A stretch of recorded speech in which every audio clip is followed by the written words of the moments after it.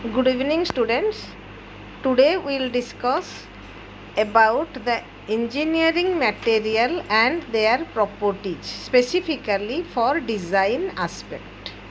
So, in the last video, we have discussed about the various types of designing process and its utility. In this video, we will discuss about different materials. So, the properties of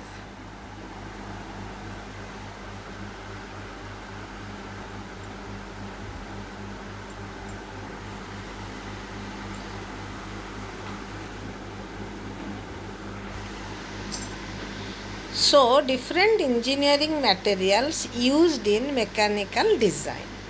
Commonly used ferrous alloys are carbon steel, low alloy steel, tool steel, stainless steel, and cast iron.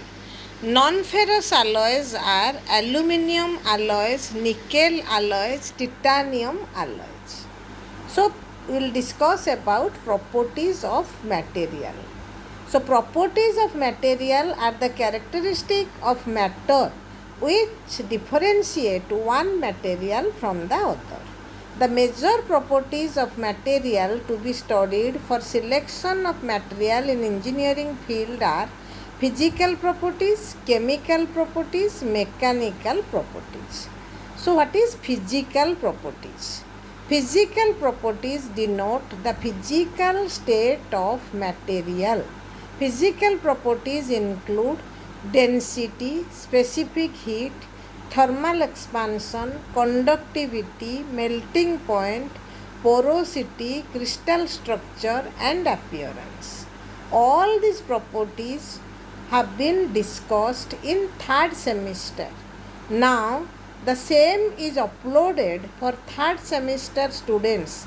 The link I will share with you to go through these physical properties. So, next is mechanical properties of materials. So, these are the mechanical properties: strength, stiffness, elasticity, plasticity, ductility, brittleness, malleability, toughness, hardness, machinability, creep, and fatigue. So, all these mechanical properties have been discussed and uploaded in that YouTube video. So, you can go through it for detailed discussion.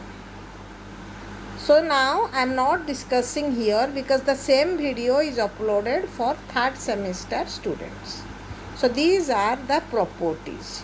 So, we are considering these properties to choose the material for designing a component. So, this fatigue is a very important property. This is also discussed, but still you understand this fatigue and creep. So, these are to measure reason of failure of mechanical components. Fatigue is a property of matter by virtue of which the material fails under stress which is much less than the yield stress due to cyclic nature of stress. So, when the stress increases and decreases in a cyclic manner, even the stress is much less than the yield point stress, then also the failure occurs. Similarly, creep is the failure which occurs due to exposure for a long time to a constant load, and it happens at high temperature. So, next we will discuss about different types of stress. So, you have already known what is stress. So, stress is nothing but load per cross-sectional area. So, stress when it develops, when some applied force is acting on a body, it tries to distort the shape. By virtue of material property, an internal force arises to oppose this deformation, and this force is equal in magnitude and opposite in direction to the applied force. So, stress is load by cross-sectional area, because though it is the internal force per cross-sectional area, but the internal force is equal to load and its unit is Newton per millimeter square. So, before discussing different types of stress, we will discuss about different types of load. So, what is load? Load is nothing but an external force which acts on the machine part. So, load is, one is dead or steady load, the other one is live or variable load. So, when the load is not changing its magnitude or direction, it is known as steady load. But when it changes either its direction or its magnitude continuously, it is known as live or variable load. So, walking of people on the roof or on the floor is a very good example of live load or variable load, because the load acts at different points at different times and number of people go on changing. So, a continuous change of load occurs. Then suddenly applied or shock load. So, when the load is applied suddenly on the machine part, this type of load is known as shock load. And this suddenly applied load, if applied from certain height with some initial velocity, then it is known as impact load. So, different load has different effect. First, we have to consider the part is undergoing which type of load condition. So, different types of load are steady load, variable load, shock load and impact load. So, due to this load, I have already discussed stress arises. So, when this load is applied on the body, an internal force arises which is equal to this load, and that internal force per unit cross-sectional area is known as stress. So, important stresses for designing point of view are yield stress. It is defined as maximum stress at which increase in elongation occurs without increase in load. So, after this point, even if the load is removed, the material will not able to recover its original shape and size.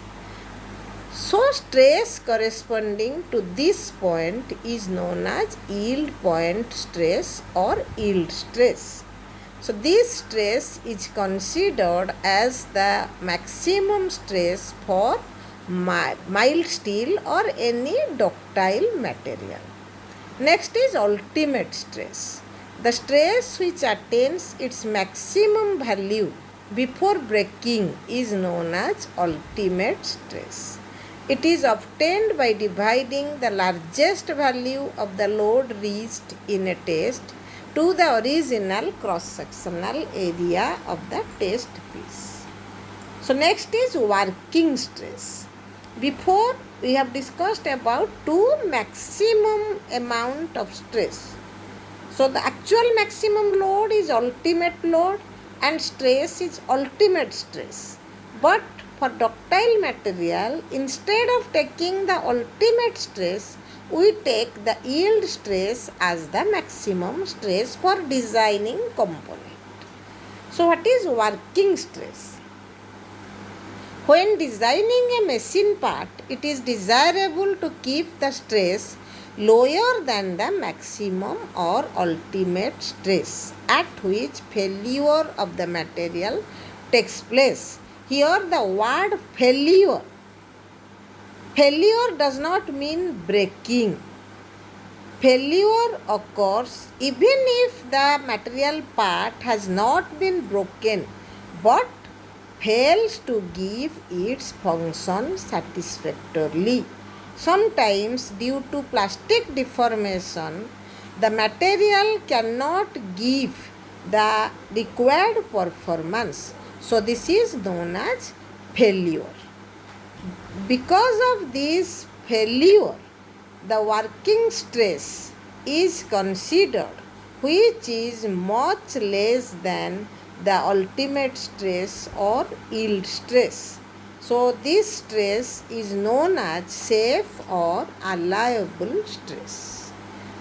So, the term factor of safety comes from this working or design stress. It is nothing but the ratio of maximum stress and working or design stress.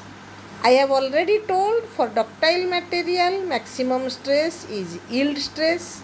So while calculating factor of safety for ductile material, we take yield point stress by working or design stress. But for brittle material, that yield point is not well defined.